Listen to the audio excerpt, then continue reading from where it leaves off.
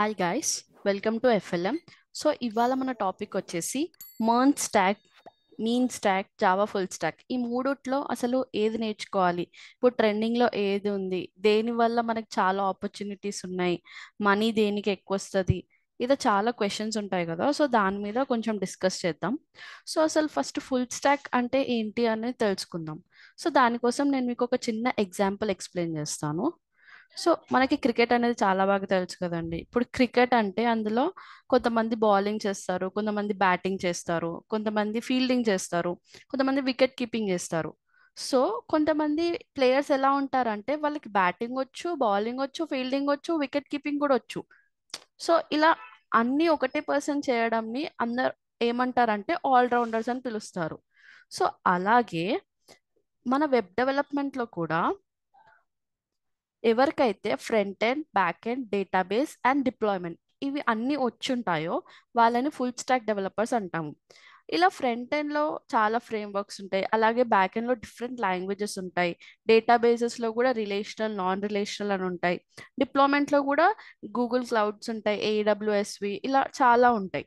So ఇందులో మనకి చాలా ఫేమస్ వచ్చేసి MERN and MEAN and Java full stack. So MERN and MEAN and Java full stack వచ్చేసరికి ఈ మీన్ అంటే ఏంటి అంటే దీని ఫుల్ ఫామ్ అండి, MongoDB, Express, Angular and Node JS. అలాగే మర్న్ వచ్చేసరికి MongoDB, Express, React and Node JS. ఈ మాంగోడిబి అనేది డేటాబేస్, ఈ ఎక్స్ప్రెస్ అనేది బ్యాక్ ఎండ్ ఫ్రేమ్వర్క్, యాంగులర్ అనేది ఫ్రంట్ ఎండ్, నోడ్ జేఎస్ అనేది సపోర్టివ్ సిస్టమ్ లాగా, లైక్ మనము బ్రౌజర్కి సెండ్ చేసే ఇన్ఫర్మేషన్ లాగా అండి.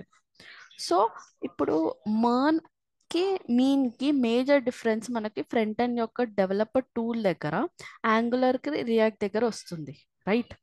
సో ఈ యాంగులర్ కి రియాక్ట్ కి మేజర్ డిఫరెన్స్ ఏంటి అంటే ఇప్పుడు రియాక్ట్ అనేది చాలా పాపులర్, యాంగులర్ అనేది ఆ, అంటే లైక్ బిగ్ స్కేలర్ అప్లికేషన్స్ కానీ సెక్యూరిటీ పర్పస్గా ఎంటర్ప్రైజ్ అప్లికేషన్స్ బిల్డ్ చేయాలి అనుకుంటే యాంగులర్.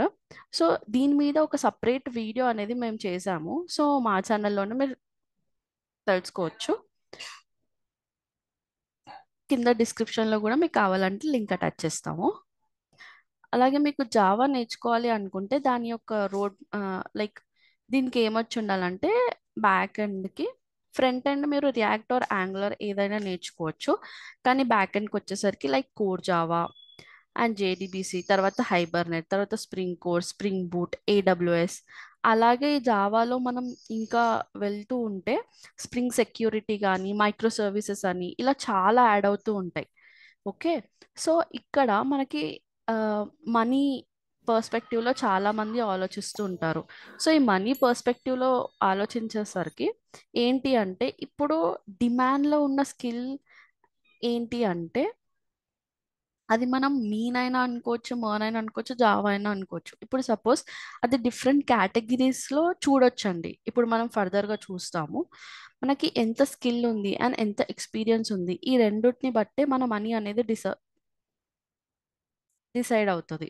సో మనం ఎంత లెర్న్ చేస్తూ ఉంటే మనకు అంత మనీ కూడా వస్తూ ఉంటుందండి. ఓకే. మనం లెర్నింగ్ కర్వ్ ఒకవేళ తీసుకుంటే ఈ మర్న్ ఆర్ మీన్ అనేది ఏంటి అంటే జావా స్క్రిప్ట్ మీద ఫ్రంట్ అండ్ బ్యాక్ ఎండ్ అనేది రన్ అవుతూ ఉంటుంది. సో మనకి జావా స్క్రిప్ట్ వచ్చి ఉంటే అలాగే మనం బ్యాక్ ఎండ్ కూడా ఎక్స్ప్రెస్లో కూడా జావా స్క్రిప్ట్ తోటి మోస్ట్ ఫంక్షనాలిటీ ఉంటుంది. ఈ జావా స్క్రిప్ట్ అనేది ఫంక్షనల్ ప్రోగ్రామింగ్.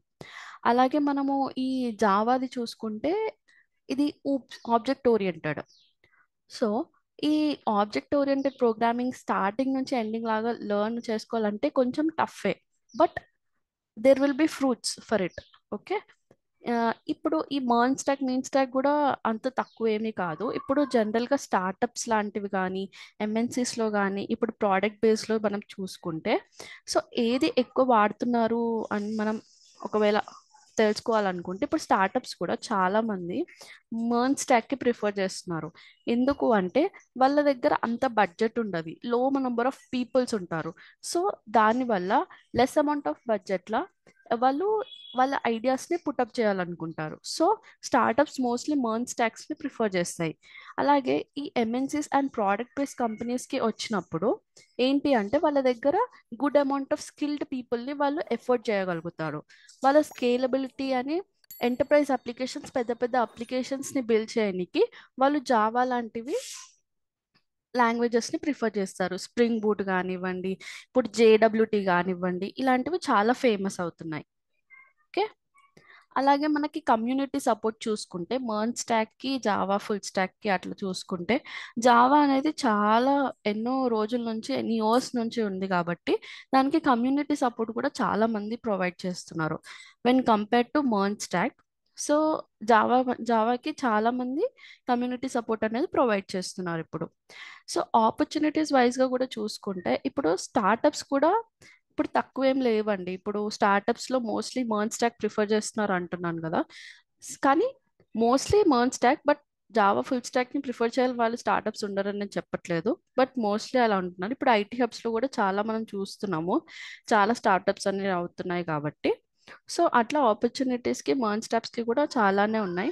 అదే విధంగా మనం ఇప్పుడు చూసుకుంటే చాలా నంబర్ ఆఫ్ అప్లికేషన్స్, ఇప్పుడు నెట్ఫ్లిక్స్ తీసుకోండి, అది ఎలా అయితే గ్రో అవుతూ ఉంటుందో దాన్ని మైక్రో సర్వీసెస్ ని అటాచ్ చేయాలనుకుంటారు పెద్ద పెద్ద ప్రాజెక్ట్స్లో.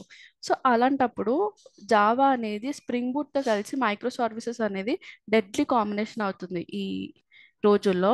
సో దానికి కావాల్సిన శాలరీ కూడా చాలా హై ఉంది, చాలా ఇన్ డిమాండ్ కూడా ఉంది.